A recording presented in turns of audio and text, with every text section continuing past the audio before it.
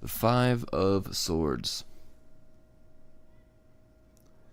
What we have here is kind of looks like a young man holding three different swords with like kind of a arrogant smirk on his face, and these two guys in the background who've clearly just lost a fight, kind of sulking and crying and walking away in the background. And really this has to do with the idea of conflict and fighting, but it's the kind of fighting where nobody really wins. Even the person who wins the fight, now they've got more than they can even carry. He's kind of just being arrogant and immature, and everybody else is just lost, and nobody's really happy there.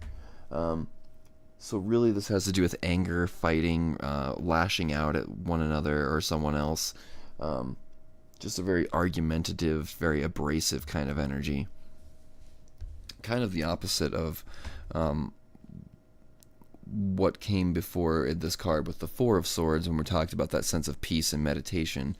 This is kind of a sense of aggravation, which can sometimes come about through things like meditation. So sometimes you uncover things that, some sore spots in your subconscious that make you kind of lash out in this way, in a purely kind of logical but like coldly calculating and just kind of mean way. So in that way, if you're following along from this progression through this suit of cards, I think that it kind of goes to show that meditation, even though it is peaceful and it is a very positive thing, it doesn't always bring about positive things, because sometimes it uncovers the ugly and the harsh things that we don't want to see, that we need to address in order to bring about a greater sense of peace. So that's kind of the general gist of this card here. So hopefully you found that helpful. Hopefully this has been informative. Hopefully this has been informative for you. So thanks for watching.